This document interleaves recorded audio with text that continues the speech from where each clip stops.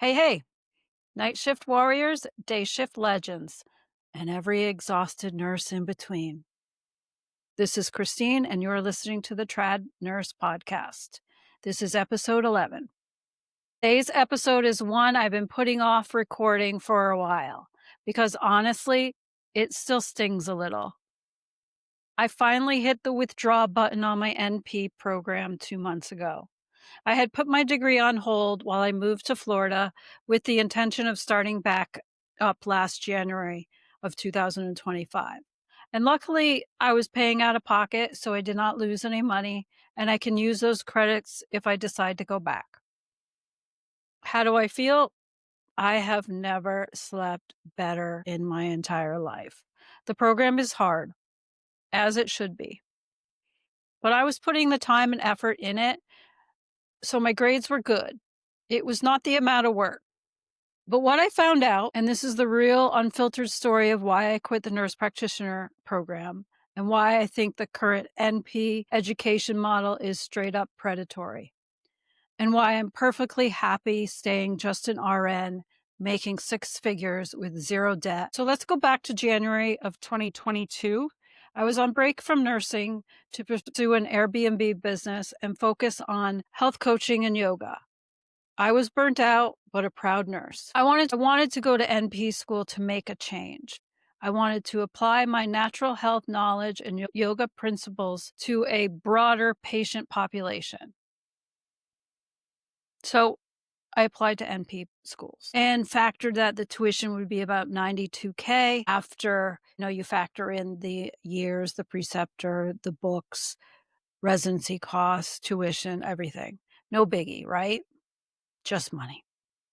Fast forward 3 semesters in, I am breaking. I'm crying. I had failed an advanced pathophysiology exam. And when I started to look at it, the whole course, and that's a tough course, advanced patho and advanced pharma, but the whole structure of the course was basically just PowerPoint slides with a pre-recorded voiceover from the instructor. And so I was pissed. I emailed the professor on Thursday to talk about the exam, and she basically replied on Monday. Time is crucial when you're trying to decide, should I drop out of the program? Which that was crossing my mind at that time after that exam. I really started breaking down. I did not want to fail another test. And so I asked to speak to the dean privately. I had already spoken to the professor and got the same runaround. There's really nothing we can do. I did find out that majority of the class had failed this exam, and I was still on pace to pass the class. But none of this sat right with me. I am self-studying for all of my NP classes and paying a very high cost of tuition. Here's the honest truth, and what mostly online design for working nurses actually means in 2025. It's bullshit. 98% of your program is self-study. 0 live lectures unless the professor feels like it. Mandatory discussion posts where you basically agree with 3 classmates to get participation points towards your grade. 24 to 48-hour faculty response policy written into the syllabus. 2 or 3 on-campus intensives that could cost you $1,000 or more each in flights and hotel. I calculated I had less than 40 hours of actual faculty contact in an entire year, and that was generous. For $92,000, that's a lot of self-study. And there is research on this. A 2023 study in the Journal of Professional Nursing found that NP programs with fewer than 500 direct patient care faculty hours had significantly lower certification pass rates. I will put those references in the notes. And then came the real gut punch. Clinicals. In the middle of my second semester, I got an email that says, and I'm paraphrasing here slightly, clinical placement is the student's responsibility. Here's a PDF of clinics that we use. And basically, that's it. So I literally spent the next 4 months cold calling, LinkedIn stalking, offering to bring in donuts or literally to get a meeting with nurse practitioners or doctors, literally begging them to give me a preceptorship. And then the school has to okay it. And that can be a while going back and forth. There's not a guarantee they're going to okay it. So the going rate, this is another thing that they don't tell you. The going rate for a preceptor in the States right now can be 6 to 10 grand per rotation, cash up front. Some third-party companies wanted $12,000 for one 120-hour rotation. A Kaplan study survey last year found that 68% of online hybrid students had to secure 100% of their own clinical sites. And almost 1 in 4 paid out of pocket. Nurses are looking at another 21 to 30K on top of tuition just to finish their degree program. That's not okay. The 2025 NP job market is a bloodbath. It is saturated. So even if the education was amazing and they provided you with preceptors, clinical sites, the job market scared me off. I spoke to nurses, new grad nurse practitioners that were applying for jobs, and they were getting 300 to 500 applicants in some areas. One posting had 487 applicants in 36 hours. Starting pay for new grads has flatlined and dropped because of this saturation in the market. So I got to thinking, I'm an experienced RN. I'm getting differentials. My salary is over 100K. If I finished this program, I would have been at roughly 145K in the hole. If you factor in lost wages, preceptors, tuition. For a job that might pay 108 to 115K starting, if I got one. And meanwhile, my current RN job, with overtime and weekends was already at 118 to 120, depending upon the month. And I have zero debt. So that was the moment I knew it was over. I figured out the numbers and the return on investment.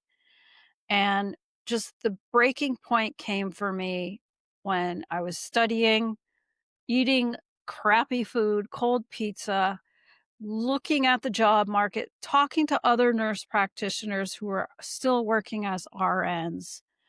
And I just realized, why am I paying somebody over $1,000 per credit to watch PowerPoints and YouTube videos of them reading a PowerPoint?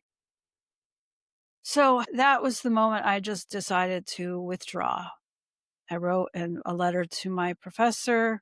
I wrote a letter to the dean of the school. I explained why. And so the second that I made that decision, my heart melted. I felt this huge weight lift off of me. I didn't lose any money. Those credits that I had earned, I can put them back into the program if I decide to come back.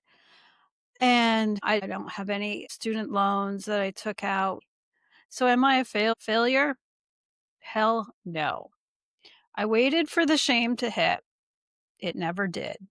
What hit instead was gratitude.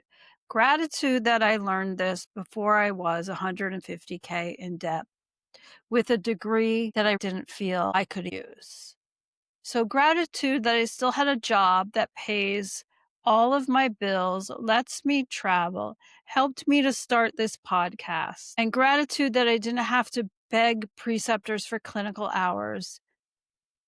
And look, if you're in a traditional brick and mortar, well-established NP program with guaranteed clinical placements and real faculty to teach you, more power to you. I am genuinely happy for you. That was probably the route I should have gone. So this rant is not about you.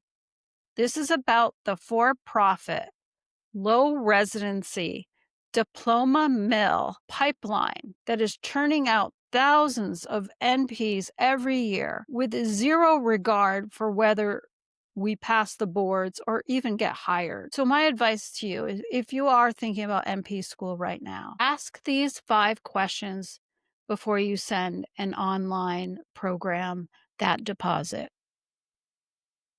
How many actual hours of actual live faculty contact will you have? Does the school guarantee clinical placement in writing, or am I on my own?